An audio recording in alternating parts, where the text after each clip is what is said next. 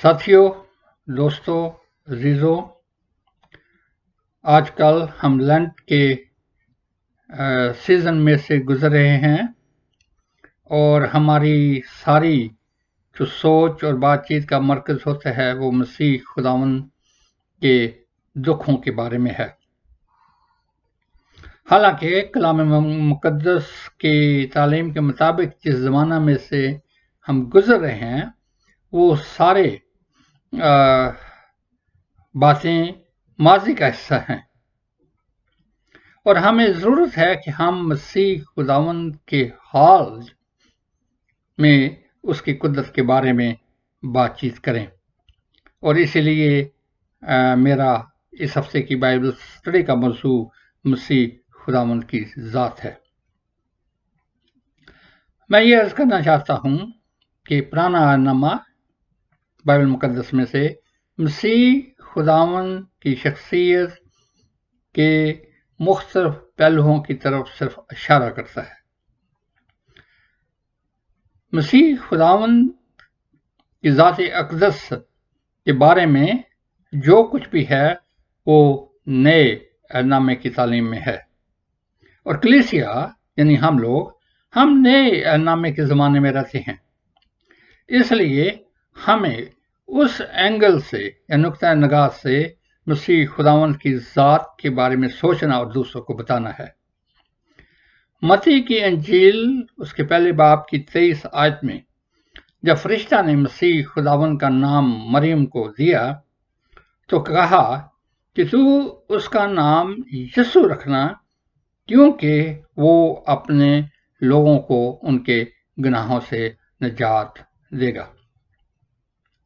اپنی کسی پچھلی ویڈیو میں نے اس بات پہ تفصیل سے بات کی تھی کہ یسوع کے نام اور اس کا مشن دونوں ساتھ ساتھ چلتے ہیں، کیونکہ یسوع کے نام اس کے مشن کے بغیر نامکمل تھا۔ اس نام کے مطابق یسوع کیسے کوالیفائی کرتا ہے؟ کلام مقدس میں یوحنا کی انجیل میں اور اس کے پہلے باب کی جو پہلی 10 آیات ہیں وہ نہایت ہی اہم ہے۔ یہاں لکھا ہے، ابتدا میں کلام تھا، کلام خدا کے ساتھ تھا، کلام ہی خدا تھا، سب چیزیں اس کے وسیلے سے پیدا ہوئیں، اور جو کچھ پیدا ہوا ہے اس میں کچھ بھی اس کے بغیر پیدا نہیں ہوا۔ یہ ایک ایسی آیت ہے جس میں اکثر غیر مسیحی اسکالر اس کے بارے میں کبھی بات نہیں کرتے ہیں، اور نہ اس کی تشریح کرنے کی کوشش کرتے ہیں، نہ اس کو سمجھنے کی کوشش کرتے ہیں کہ یوحنا کی انجیل کا جو پہلا باب ہے وہ خداوند یسوع مسیح کی الوہیت کے بارے میں، اس کی قدرت کے بارے میں، اس کے اختیار کے بارے میں بات کرتا ہے۔ اور اگر ہم پچھلی آیت جو متی 1 باب 23 آیت ہے کو اس آیت کے ساتھ رکھ کے دیکھیں تو اس کا مطلب یہ بنتا ہے کہ خدا کا کلمہ یسوع کی شکل میں مجسم ہو کے ہمارے درمیان آیا، اور وہ جو مجسم جسم تھا جسے ہم دیکھتے تھے اس کو ہم یسوع کہتے ہیں۔ یسوع تثلیث کا دوسرا اکنوم ہے۔ بات کو آگے بڑھاتے ہیں کہ غیر مسیح لوگ اکثر یسوع کی شخصیت پہ شکایت کرتے ہیں کہ یسوع نے کبھی نہیں کہا کہ میں خدا ہوں۔ اپنے شاگردوں سے رخصت ہوتے وقت خداوند یسوع مسیح نے یوحنا کی انجیل میں انہیں اپنے بارے میں بتاتے ہوئے یہ کہا تھا کہ میں اور باپ ایک ہیں، جس نے مجھے دیکھا اس نے باپ کو دیکھا۔ یہ ایک لفظی بیان نہیں تھا۔ تھوڑا سا آگے چلیں، مسیح خداوند کے مصلوب ہونے کے بعد جب مسیح خداوند کے آخری الفاظ تھے متی کی انجیل کے آخری باب کی آخری آیت میں، مسیح خداوند اپنے شاگردوں کو جو غمگین تھے، ڈسٹرب تھے، ڈپریس تھے، یہ یقین دہانی دلاتا ہے کہ دیکھو میں دنیا کے آخر تک تمہارے ساتھ ہوں۔ صرف ایک زندہ شخصیت، صرف ایک ابدی شخصیت اپنے پیچھے چلنے والوں کو یہ یقین دہانی نہیں کرا سکتی ہے۔ خداوند یسوع مسیح خدا تھا؟ جی ہاں۔ کیوں؟ یونا رسول نے پطرس کے جزیرہ میں جب اس کا آخری دیدار دیکھا، مکاشفہ کی کتاب پہلا باب اور پہلی 10 آیات کو پڑھ لیجیے، تو وہ اس کی آنکھوں کی تاب نہ لا کر مردہ ہو کر زمین پر گر پڑا۔ اور خداوند یسوع مسیح نے وہاں اس کو اپنا مکاشفہ دیتے ہوئے کہا، میں ابتدا ہوں اور میں انتہا ہوں، اور قادر مطلق فرماتا ہے۔ یعنی خداوند یسوع مسیح قادر مطلق ہے، اور قادر مطلق ہونا خدا کی ذات کا حصہ ہے۔ وہ قادر مطلق تھا، اس کی شخصیت کی ایک جھلک اس کا شاگرد نہیں دیکھ سکا۔ جب مسیح خداوند اپنے جلال میں آئے گا، اور اس سے کوئی شخص انکاری نہیں، نہ یہودی، نہ مسیحی، نہ مسلمان، ہر شخص جانتا ہے کہ مسیح خداوند دوبارہ آئے گا تو اس کے جلال کی تاب کیا ہوگی۔ اس بات کو آگے بڑھاتا ہوں میں کہ مسیح خداوند قادر مطلق خدا تھا۔ ہمیں سے کئی لوگ اس پہ اعتراض کریں گے کہ میں تثلیث کی بات کر رہا ہوں۔ جی ہاں، کوئی شخص اس ساری کائنات میں تثلیث کا انکار نہیں کر سکتا۔ میں چیلنج کرتا ہوں ہر ایک اسکالر کو اور ہر ایک عالم کو، اس کا تعلق کسی بھی مذہب سے فرقی ہے، کہ اس ساری کائنات میں مجھے ایک چیز بتا دیں جو سنگل یونٹ ہے۔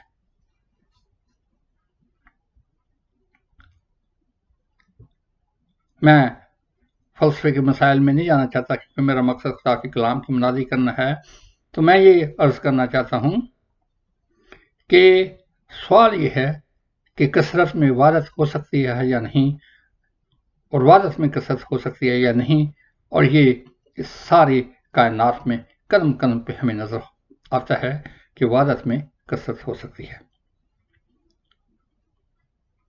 تو پھر پاک روح کیا ہے؟ مسیح خداوند اپنا مشن اور اپنی تعلیم پوری کر کے اسمان پہ ٹھہر لیا گیا، وہ واپس باپ کی حضوری میں پہنچ گیا، لیکن خدا کی قدرت اس ساری کائنات میں کام کرتی ہے، اور وہ ہے پاک روح۔ خدا کی شخصیت کا ایک شعاع جو ہے وہ پاک روح کی قدرت ہے جو کلیسیا میں کام کرتی ہے۔ پاک روح خدا خود ہے، بغیر کسی حدود کے۔ اس قدرت کو تثلیث کا تیسرا رکن مانا جاتا ہے۔ اور آخری بات جو میں یہ عرض کرنا چاہتا ہوں، اگر آپ کو یہ ویڈیو پسند آئے تو آپ کامنٹ میں مجھے لکھ سکتے ہیں، اور شاید میں کوئی دوسری ویڈیو پیش کروں گا۔ مرضی اکثر ہم پہ یہ سوال کرتے ہیں، خداوند یسوع مسیح نے کبھی نہیں کہا کہ میں خدا ہوں اور میری پرستش کرو۔ یہ ایک بہت ہی نیچے لیول کی بات ہے۔ مجھے بتائیں، کبھی گلاب کے پھول نے آپ کے گھر میں آ کے کہا ہے کہ میں گلاب کا پھول ہوں، میری خوشبو سے سونگھو؟ خداوند یسوع مسیح نے کبھی بھی اپنے شاگردوں کے سامنے اس بات کو اجاگر کرنے کی کوشش ہے، اس پر زور دینے کی بات نہیں کی کہ میری پرستش کرو۔ خود خداوند یسوع مسیح کی ذات میں سے جو قوت نکلتی تھی جب وہ پانی پہ چلتا تھا، جب وہ ہواؤں کو ڈانٹتا تھا، اور جب وہ بیمار کو صرف کہنے سے شفا دیتا تھا اور مردے کو ایک آواز سے زندہ کھڑا کر دیتا تھا، تو اس کی قدرت کو دیکھ کے دوسروں نے خود پہچان لیا تھا کہ تو یقیناً خدا کا بیٹا ہے۔ یہ پچھلی بائبل سٹڈی میں نے بھیجی ہے آپ کی متی کی 15 باب میں، شاگردوں نے خود اسے کہا تھا، کسی نے ان کو نہیں سکھایا، نہ یسوع نے ان کو کہا ہے کہ تو یقیناً خدا کا بیٹا ہے۔ یہ صرف خالی لقب نہیں تھا، ٹائٹل نہیں تھا، انہوں نے خدا کی قدرت کو یسوع کے اندر دیکھا اور اس کی قدرت آج بھی اس کے اندر ہے۔ آج وہ ملزم کی حیثیت سے بادشاہ کے سامنے نہیں کھڑا ہے،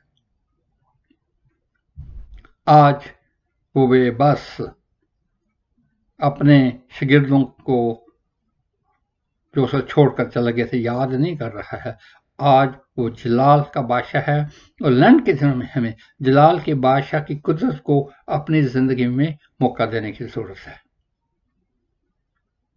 آج اسے اس کی پرستش کرنے کی ضرورت ہے، اور ہم اس بات کو بھول جاتے ہیں۔ ہم جو ماضی کی کہانیاں ہیں، میں نہیں کہہ رہا کہ ان کی کوئی اہمیت نہیں ہے، ان میں پھنسے رہتے ہیں۔ خدا یسوع مسیح کا جو مشن تھا تو پورا ہو گیا، اور اس نے مریم کو کہا جاؤ گلیل میں جا کے دیکھو اور بھائیوں کو خبر دو کہ یسوع جی اٹھا ہے اور زندہ ہے۔